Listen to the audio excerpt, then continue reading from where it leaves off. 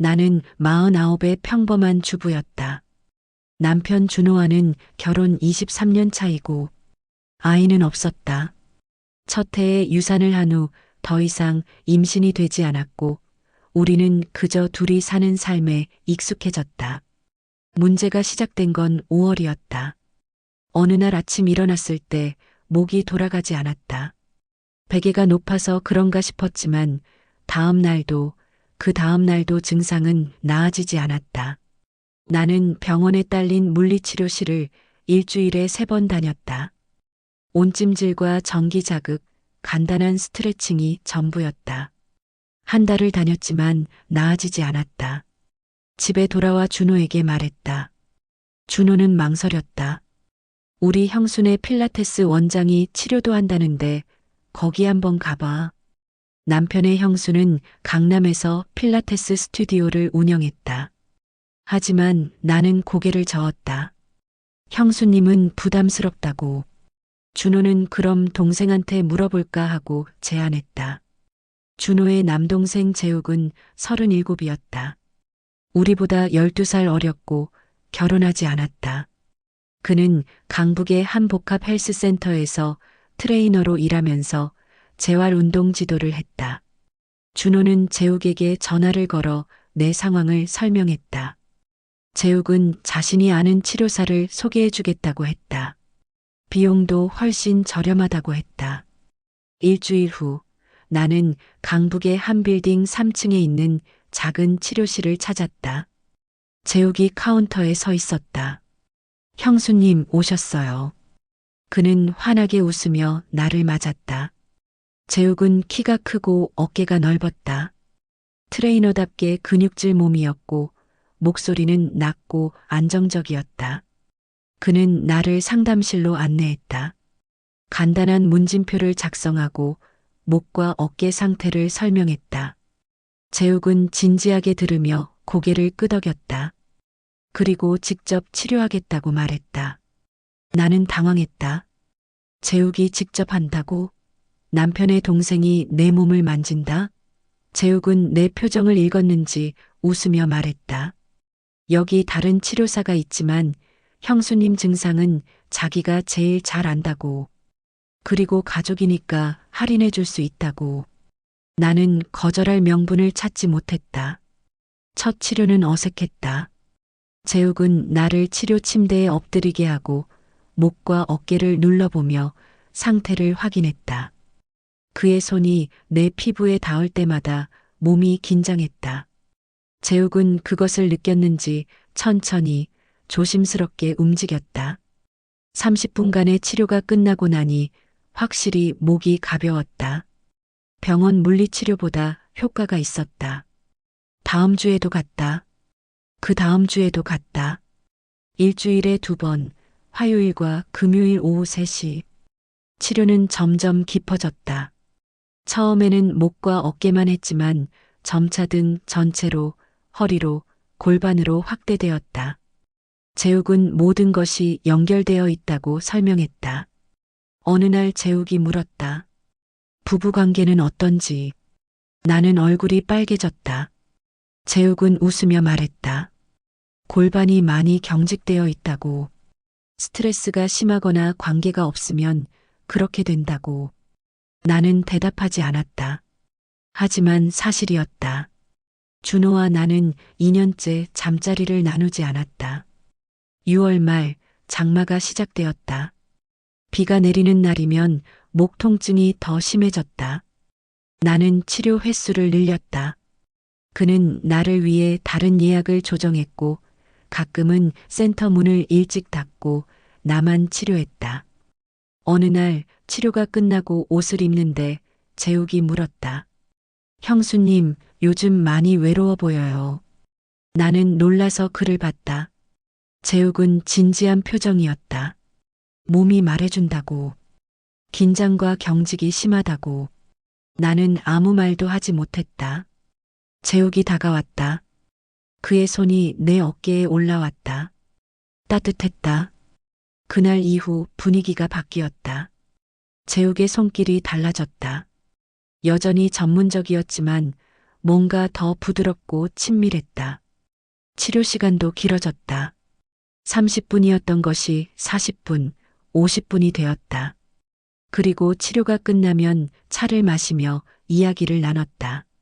재욱은 좋은 청자였다. 내 이야기를 경청했고 판단하지 않았다.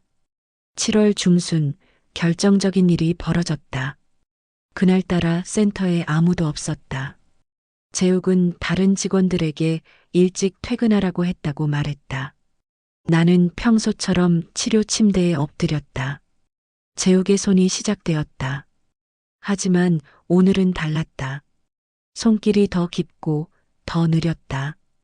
경계를 넘나드는 터치였다.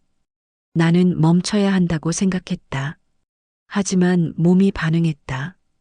2년간 잠들어 있던 감각이 깨어났다. 재욱의 손이 허리 아래로 내려갔다. 나는 숨을 참았다. 재욱이 속삭였다. 긴장 푸세요. 하지만 나는 더 긴장했다. 재욱의 손이 멈췄다. 그리고 물었다. 계속해도 될까요? 나는 대답하지 않았다. 침묵이 대답이었다. 재욱의 손이 다시 움직였다. 이번에는 치료가 아니었다. 나는 침대에 엎드린 채 눈을 감았다. 나의 가슴이 떨리기 시작했고 아래는 이미 젖어 있었다. 30분간 우리는 선을 넘었다. 온몸에 전율이 올랐고 나도 모르게 숨소리가 거칠어졌다. 끝나고 나는 옷을 입으며 떨렸다. 죄책감과 흥분이 뒤섞였다. 재욱은 뒤에서 나를 안았다. 미안하다고 말했다. 하지만 목소리에 미안함은 없었다. 나는 그의 팔을 뿌리쳤다. 서둘러 센터를 나왔다. 빗속을 걸으며 나는 울었다. 집에 돌아왔을 때 준호는 소파에서 TV를 보고 있었다. 나를 보더니 물었다. 치료받고 왔어? 나는 고개를 끄덕였다. 준호는 다시 TV로 고개를 돌렸다. 나는 화장실로 가서 샤워를 했다. 뜨거운 물로 몸을 씻었지만 재욱의 손길은 지워지지 않았다. 다음 치료일이 다가왔다. 나는 가지 않기로 했다. 재욱에게 문자를 보냈다.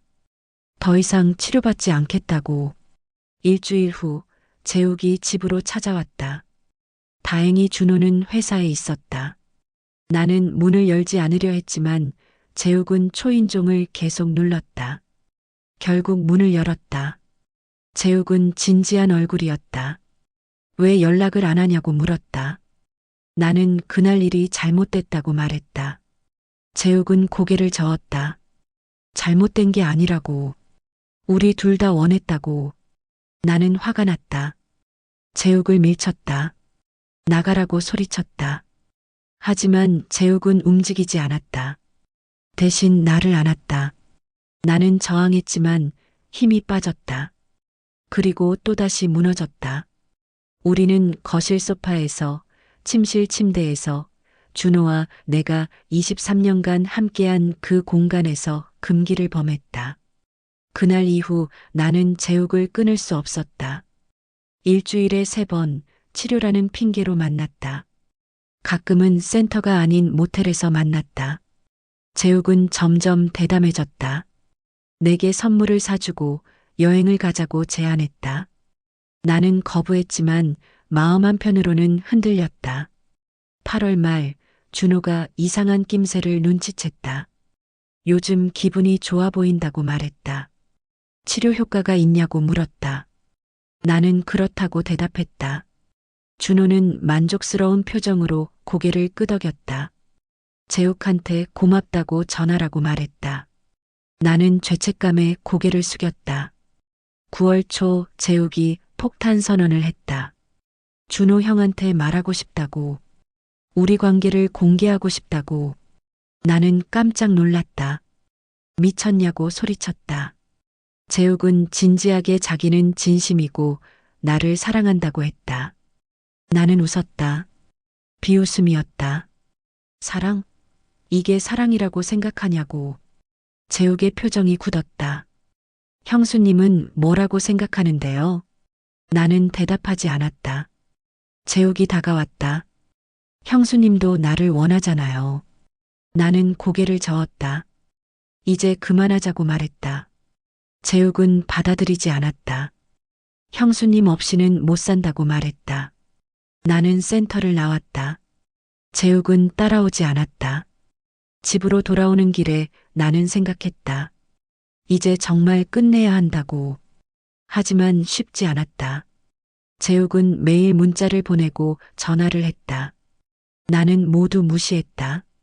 그러자 재욱이 집으로 찾아오기 시작했다. 준호가 없는 낮 시간을 노려서 9월 중순 결정적인 사건이 벌어졌다.